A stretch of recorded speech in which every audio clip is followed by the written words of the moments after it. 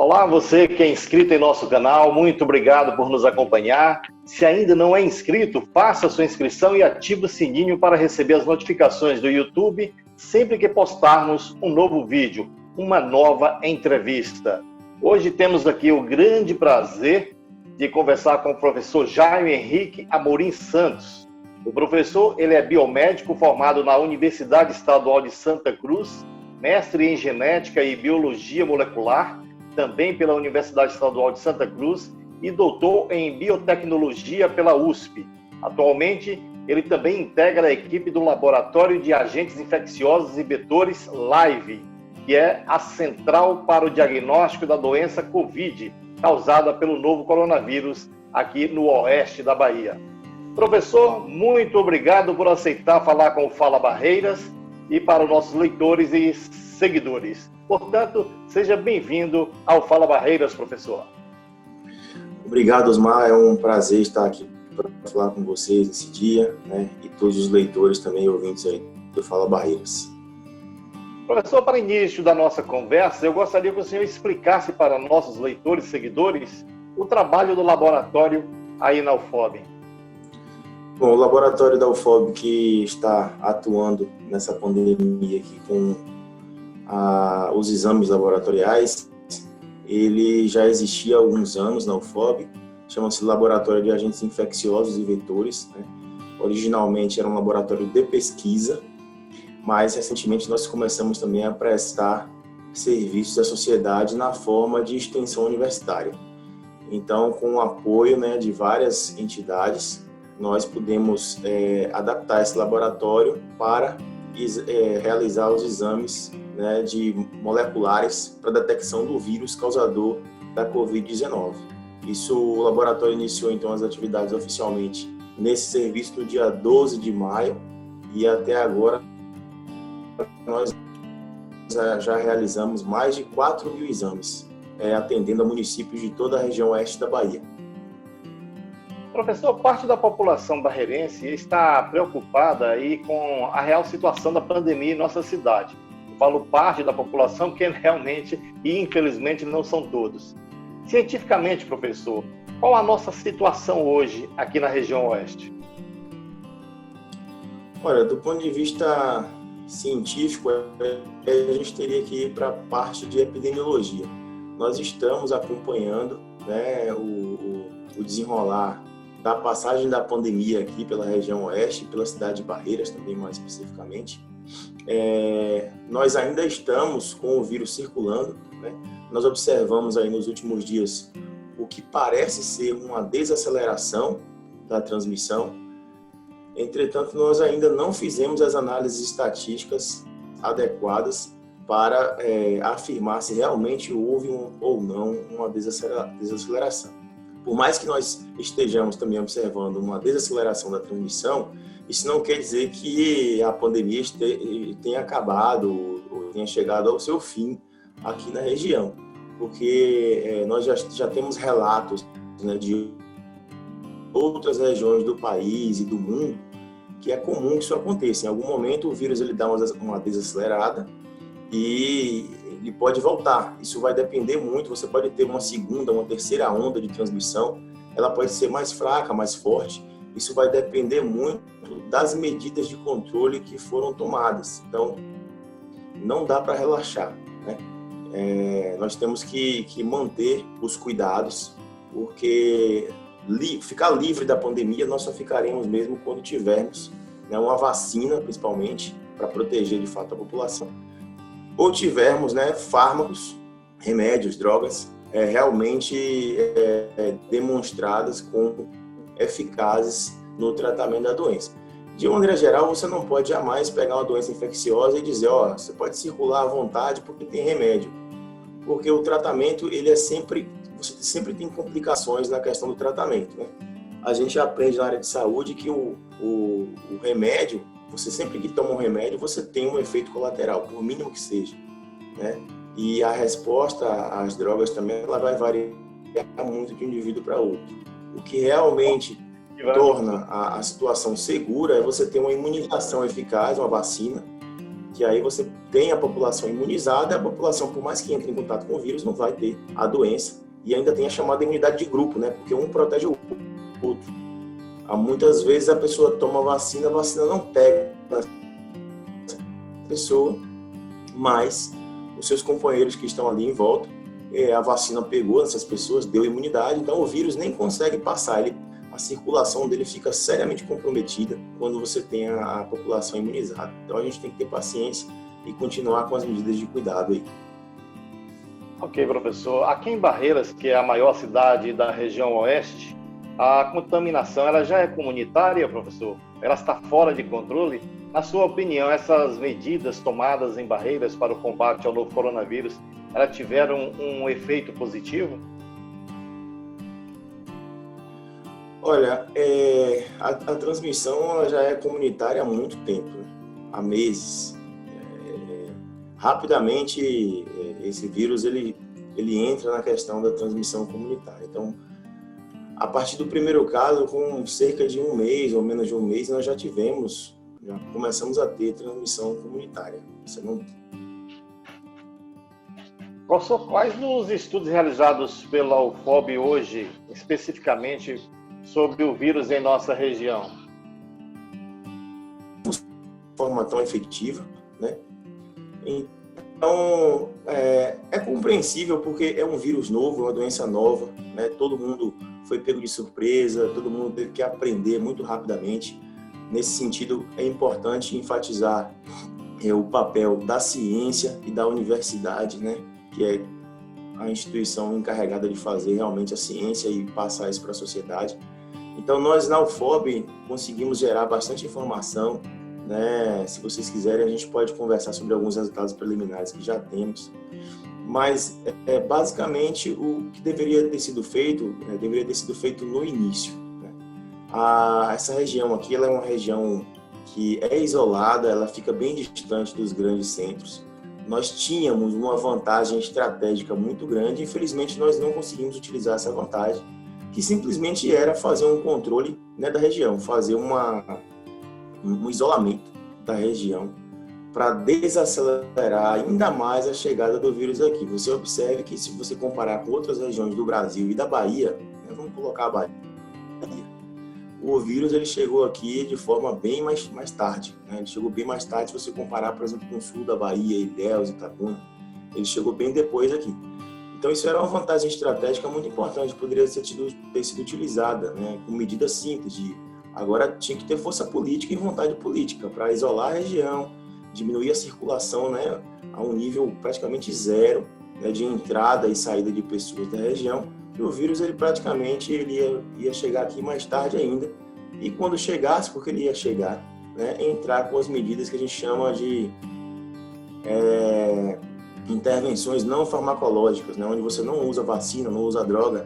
Essas intervenções são baseadas em cuidados de higiene, em distanciamento social, né? Então talvez se esse tipo de medida que eu estou dando um exemplo aqui fosse tomada logo no início, que é uma estratégia muito inteligente, mas que exige uma disposição e um conhecimento da parte científica maior, né, mais elaborado. Isso poderia ter sido feito. Até o impacto na economia local com certeza seria muito menor, porque a chegada do vírus ia ser muito mais tardia e aí você já ia estar preparado, né? Essas intervenções do comércio, fechar comércio, seriam muito mais brandas, né? Como o vírus chegou e aí ele entrou em fase exponencial de transmissão, aí sim, realmente foi necessário fazer toque de recolher. Agora, o toque de recolher ele foi feito por poucos dias, depois foi retomado, né? Houve várias falhas nessa questão aí de medidas não farmacológicas na região aqui. Então, ajudou muito pouco a mitigar. Então, assim, concluindo, né? Se a pergunta realmente foi essa, a passagem do vírus na região aqui até agora, ela teve o que a gente chama de caminho natural. O vírus praticamente não sofreu interferência, ele transitou de forma natural aqui, não sofreu praticamente nenhuma interferência na sua transmissão. Então, para o vírus aí não houve nenhuma barreira assim mais eficaz, né, professor? Não, porque quando a gente teve aqui os toques de recolher, né, eles foram executados por poucos dias, né? poucos dias. E observe que é muito simples você concluir que não houve efeito, porque assim que o toque de recolher foi retirado, né, ou mesmo durante, a curva de transmissão do vírus ela não parou de aumentar. Ela ficou exponencial em todas as vezes em que essas medidas foram adotadas, né, com medidas, restrições mesmo impostas, né, pela governança local, vamos colocar assim. Então, para o melhor entendimento de quem está nos assistindo nesse momento, nos vendo, segundo o que o professor falou, faltou então a questão de uma liderança e também de uma vontade política, de um comprometimento com os gestores aqui do oeste da Bahia. Mas, professor, muito se tem falado sobre a temperatura ambiente, que o vírus no calor não teria uma forte onda de contaminação. O fator climático, professor, ele tem influência sobre esse vírus? Então, eu vou passar uma informação para vocês de primeira mão. Não é de praxe, né, de quem trabalha no meio científico divulgar os resultados antes que eles sejam julgados por uma revista científica e publicados na revista. Mas nós temos feito várias pesquisas na UFOB, uma delas é justamente o componente ambiental na transmissão do vírus, né? Então, aqui a gente sabe que a região ela tem um clima diferenciado, né? Principalmente nessa época, foi muito quente, foi muito seco. E nós, então, pesquisamos no ambiente de Barreiras se o vírus estava presente. Nós saímos ao comércio, nós analisamos notas de dinheiro de papel, né? O papel moeda. Nós coletamos de celulares, né? De transeuntes, de máquinas de cartões de crédito, coletamos também água de esgoto. Nós fomos aos hospitais, coletamos do ar também, né? Tanto na rua quanto no hospital, roupas de cama de paciente, frente de máscara, e nós não encontramos o vírus em nenhum desses lugares. Em nenhum desses lugares o vírus estava presente. Quando nós fizemos um experimento, então nós começamos a pensar justamente isso. Será que é o clima de Barreiras que inativa o vírus? Então nós fizemos um experimento na UFOB, né, controlado. Nós deixamos o vírus em contato com alguns tipos de materiais, né, tecido, vidro, dentro do laboratório, numa situação controlada de temperatura e umidade, né, uma temperatura boa, de 22 graus mais ou menos, umidade aí em torno de 65%, que é uma umidade boa. E também esse vírus, uma parte dele foi para fora do prédio, ficou exposto ao ambiente, claro, com a proteção, mas tomou aí temperatura que variou, né? Ficou 12 horas fora do prédio, de manhã até de noite, ficou 12 horas. E as temperaturas variaram aí de 18 graus, próximo do meio-dia, entre meio-dia e 3 horas da tarde, nós tivemos temperatura chegando a 43 graus, umidade de 15%, e esse vírus ele praticamente não decaiu, né? Então, respondendo, esse vírus ele tem uma resistência no ambiente que era, inclusive, inesperada. Isso foi confirmado até por outros colegas nossos de fora do país. Então, quer dizer, ele consegue resistir às condições ambientais da região. Isso não é o problema. A questão é que, assim como outros pesquisadores no mundo também têm sinalizado, a transmissão desse vírus ela é principalmente de pessoa para pessoa, né? Os fômides, que a gente chama que são os objetos inanimados, né? Dinheiro de papel, celular, isso não tem tido papel aqui na transmissão. A transmissão não ocorre de pessoa para pessoa, e por isso a gente reforça a importância do distanciamento social, do uso de máscara, porque ele é um vírus respiratório, então a pessoa estando infectada, quando você fala, tosse, espirra, você expele várias gotículas de saliva e secreção carregadas de vírus. Se você usa máscara e a pessoa que está, por exemplo, conversando com você também está usando máscara de maneira adequada, essas gotículas vão ser barradas pela máscara, tanto na saída de quem está infectado, quanto na recepção da pessoa do outro lado que está ouvindo. Então é extremamente importante isso aí. Bom, pelo menos é uma boa notícia, né, em partes. Professor, segundo algumas informações que nós tivemos sobre alguns estudos que teriam sido feitos pelo UFOB, que cada 1.000 casos infectados notificados, teríamos aí mais de 6.000 assintomáticos na cidade. Sendo assim, professor, nós estamos próximo da contaminação de rebanho ou ela já existe? Não, essa informação a gente tem que dar uma correção nela, né? Na verdade, já é conhecido para esse coronavírus que para cada pessoa que você faz o diagnóstico laboratorial, você tem aí, em média, 8 pessoas ainda não confirmadas. Né? Isso já foi publicado já em estudos de revistas renomadas, né? Então, essa é a média. Você tem, para cada pessoa que você consegue fazer o diagnóstico laboratorial, você tem aí mais 8 que ainda não foram diagnosticadas. Podem ser assintomáticas ou podem ser pré-sintomáticas. Então, não é por aí, não. Não é que a gente tem hoje 4 mil, teria que multiplicar isso aí por 1.000. Não é isso, está errado essa conta. A gente tem umas 8 vezes, seriam umas 8 vezes mais isso aí. Claro, isso vai depender muito da cobertura, né, de teste laboratorial. A nossa cobertura aqui, a gente tem feito o maior esforço, mas ela ainda não chega no que seria um nível internacional, né? Um nível coreano, vamos colocar assim, que a gente tem de maior referência, que é um dos países que mais testou até agora, ou um nível alemão. Não é esse nível, até porque a gente faz 60 testes hoje no laboratório lá da UFOB, e desses 60 não são todos os 60 de Barreiras, né? Barreiras aí fica com a cota de mais ou menos 14 por dia, e Barreiras e o HO também, né? Então, claro, a gente tem que juntar com a PCR, que é a técnica que a gente usa lá, a gente tem que juntar também a sorologia, né? Que são os testes rápidos, que agora a gente conseguiu filtrar e tem pego material de boa qualidade, então são testes que são mais assertivos, né, mais sensíveis, mais específicos. Então, a prefeitura, eu sei que eles têm usado bastante esses testes rápidos. Agora, o teste rápido, ele tem um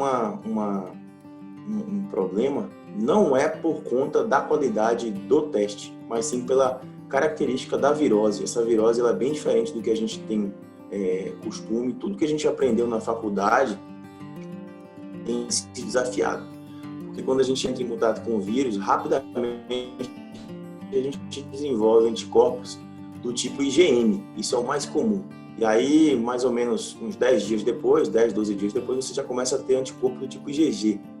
Só que esse coronavírus, para a gente começar a produzir IgM contra ele, o que a gente tem visto aqui nos pacientes que a gente tem acompanhado, é que em média 15 dias, só para IgM. E para dar IgG, a gente tem visto pacientes que foram converter para IgG só depois de 30 dias. Então, quer dizer, a pessoa já teve até cura clínica, já ficou doente, já teve cura clínica, e depois que ela vai desenvolver anticorpo. Então, muitas vezes você faz o teste na pessoa que ainda está doente, ele dá negativo. Mas não quer dizer que a pessoa não esteja com o vírus, é porque a resposta imunológica contra esse vírus, ela é prejudicada. A gente tem visto que é um tipo de resposta mais lenta. Então, você não pode se basear na sorologia para dizer se a pessoa está ou não com Covid. Às vezes ela está, mas você testa a sorologia, ela não dá porque a pessoa não produziu anticorpo ainda. Você vai produzir ali, dá mais uma semana ou 2.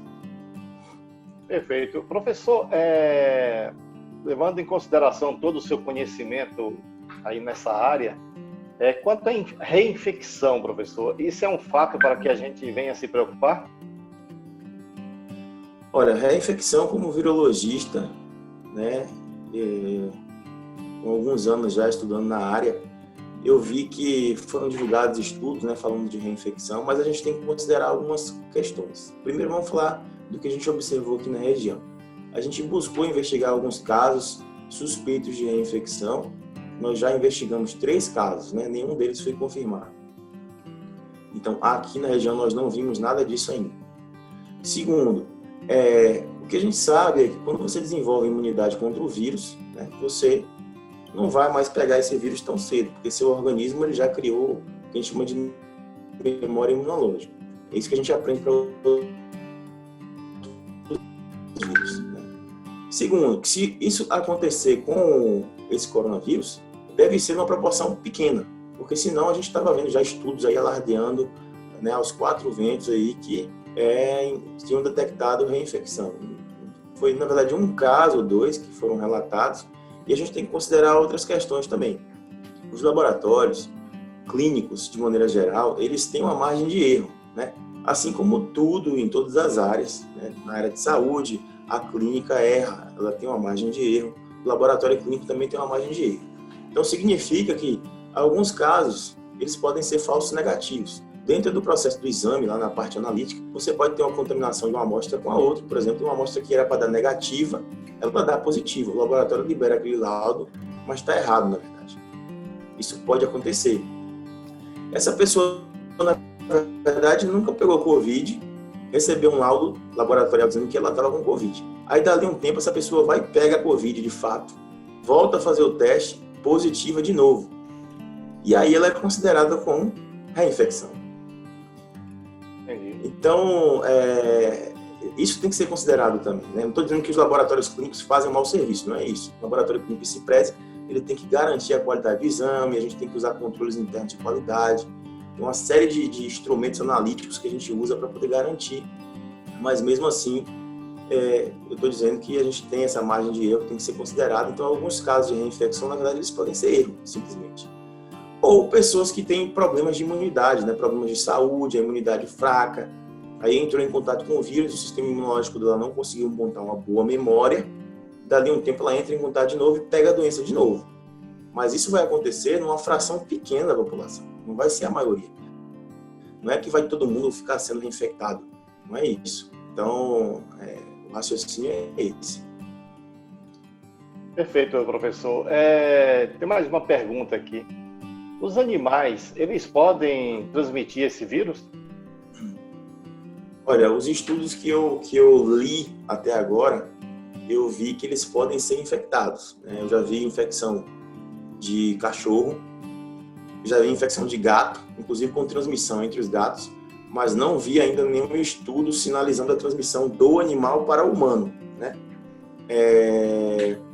Claro, lógico, esses animais que pegaram Covid, eles, né, a fonte de transmissão foi a partir do ser humano, mas eu não vi até agora nenhum estudo demonstrando que os animais eles podem transmitir para os seres humanos, né? É uma possibilidade, mas isso aí só pode ser afirmado de forma categórica mesmo, com um estudo sistemático conduzido, né, com um método científico.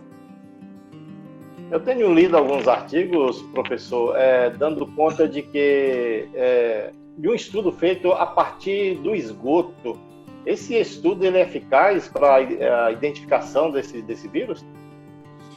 É um estudo ambiental, nós fizemos isso aqui também, né? O pessoal da UFMG lá em Belo Horizonte e também da UFRJ no Rio, eles acharam coronavírus no esgoto, né? E agora nós aqui em Barreiras não encontramos, né? A gente fez coleta em vários pontos da cidade e fizemos 3 coletas, né, em dias diferentes, com espaço de tempo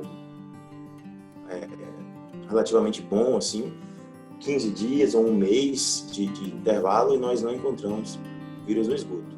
Mas pode ser encontrado porque existem tipos de coronavírus que fazem gastroenterite também, né? Eles fazem dor de barriga, a pessoa fica com diarreia. E em muitos casos o vírus ele não se concentra só no trato respiratório, ele pode ir para o sistema digestivo, infectar, né, o intestino da pessoa e ser eliminado por meio das fezes. Então, há sim a possibilidade de contaminação ambiental por meio das fezes. Não vai ser toda vez que isso vai acontecer, mas existem casos em que os vírus eles fazem gastroenterite. A gente vai estudar na UFOB também várias questões relacionadas a isso, porque a gente está estudando a genética do vírus. Então, a gente está vendo aqui em Barreiras, está começando a ver, melhor dizendo, com base no sequenciamento, a gente vai ver de onde é que vieram esses vírus. A gente vai começar a ver a origem dos vírus que circularam, não só em Barreiras, mas toda a região oeste da Bahia, comparando o material genético desses vírus que estão circulando aqui com aqueles que circularam em grandes centros, né? Belo Horizonte, Salvador, Brasília, São Paulo, Rio de Janeiro, Europa, Estados Unidos, Ásia. Então a gente vai saber, por meio da sequência do material genético, a gente vai saber de onde é que esses vírus circulantes aqui vieram. E a gente vai saber também se existe algum vírus relacionado com algum impacto mais destacado na saúde local. A gente tem os óbitos. Então, a gente está aí com todos os vírus relacionados aos óbitos, né? Principalmente os que ocorreram no HO, já separadinhos para a gente sequenciar o genoma desses vírus e verificar se tem algum variante de coronavírus relacionado a esses casos mais graves, né? Tanto que vão para a intubação quanto os óbitos também. Então, várias pesquisas estão em andamento pela UFOB, né? Algumas já estão começando a ser liberadas, como essas que eu falei do ambiente. Tem algumas pesquisas que a gente realizou também para definir as melhores condições de realização do exame, né? Nós já estamos com esse estudo aí em análise, com revistas, né, renomadas. Eu acredito que em questão de mais alguns dias, ou mês aí, a gente deva ter esses trabalhos aceitos e talvez publicados, né, que a gente vai estar contribuindo então para as melhores condições de realização dos exames. Tem várias coisas sendo realizadas no nosso laboratório. É um laboratório universitário, ele não apenas presta o serviço de diagnóstico laboratorial, mas faz pesquisa também e forma as pessoas, né? Porque as técnicas que a gente usa são técnicas que não eram utilizadas anteriormente na região. A gente tem ensinado isso a vários profissionais. Então, nós temos na UFOB programas de pós-graduação de mestrado, doutorado. Então, nós já estamos formando vários profissionais e treinando e capacitando essas pessoas a lidarem aí com problemas semelhantes futuramente. Perfeito. Professor, tem alguma informação que a gente não tenha abordado aqui que o senhor queira passar aí para os nossos leitores e ouvintes? Olha, é basicamente isso, né? Destacar que o laboratório de agentes infecciosos e vetores é um laboratório universitário, né? Faz parte da UFOB, que é a Universidade Federal do Oeste da Bahia. É um laboratório público, né, e universitário, então ele trabalha no que a gente chama de tripé universitário. Apesar de a gente estar prestando esse serviço, que é um dos fins universitários, né, que a gente chama de extensão universitária, quando você presta um serviço, você leva uma tecnologia, você dá esse contato com a comunidade, a extensão, mas também nós temos feito pesquisa para poder entender a dinâmica da passagem da pandemia pela região, né? E temos também formado profissionais, que é uma coisa estratégica, porque a mesma técnica que a gente utiliza para fazer o teste de Covid, ela pode ser usada para HIV, para dengue, zika, chikungunya. Então, observe que todos esses exames anteriormente, obrigatoriamente, eles tinham que ir para Salvador para serem realizados. Agora, na região, a gente tem a universidade fazendo, treinando as pessoas, né? Então, isso é estratégico. Eu sempre falei, desde o começo da pandemia, que a gente não poderia sair desse momento sem aprender, né? É claro que a gente tem que lutar também para mitigar os efeitos, mas é estratégico sair com aprendizado. Então, é nisso que a gente tem contribuído, né? Fazendo serviço, fazendo pesquisa, para a gente aumentar o entendimento e treinando profissionais, porque se isso for bem aproveitado de maneira estratégica pelos gestores locais, daqui a um tempo a gente pode continuar com esse legado, né? Passar a fazer também os exames de dengue, zika, chikungunya, HIV, qualquer vírus de RNA parecido com Covid, a gente pode fazer o diagnóstico aqui na região. Isso é muito importante para a saúde local, porque você tem uma resposta rápida. Destacar que o nosso laboratório é um dos mais rápidos do país, né? A gente tem o compromisso de emitir o laudo em até 72 horas, mas em geral a gente emite em 12 horas, né? A gente não tem esse compromisso, mas a gente tem feito esse esforço. Então, assim, é um exame que é feito muito rapidamente, você tem uma resposta muito rápida, isso facilita todo o trabalho de vigilância epidemiológica, isso facilita toda a tomada de decisão, conduta médica, né? Então, isso termina trazendo uma série de vantagens para o desenrolar do quadro clínico, né? Para que você tenha o melhor prognóstico possível. Então, é isso que a gente tem feito e vai permanecer cada vez mais melhorando, né? Nós fizemos vários avanços em termos analíticos também.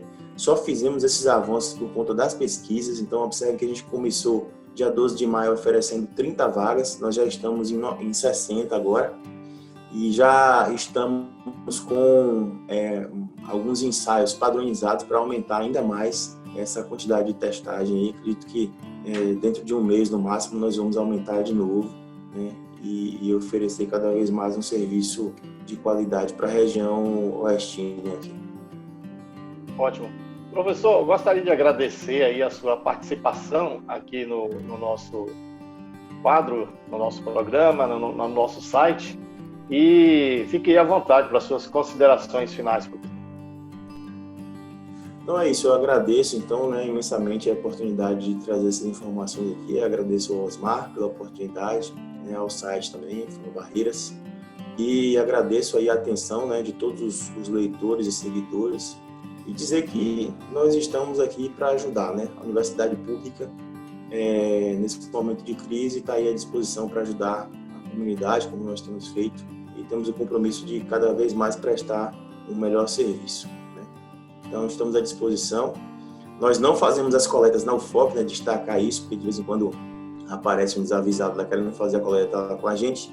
Isso tem que ser encaminhado pelo serviço de saúde, né? Nós temos uma parceria com o Núcleo Regional de Saúde, com as secretarias municipais de saúde. Então, são as secretarias que fazem a triagem dos pacientes, que fazem as coletas, e as amostras são enviadas para a gente. Então, a gente só faz a análise, né? A gente não faz as coletas, exceto nos casos de pesquisa, em que a gente vai atrás do paciente para estudar um caso ou outro que tem interesse em termos de pesquisa.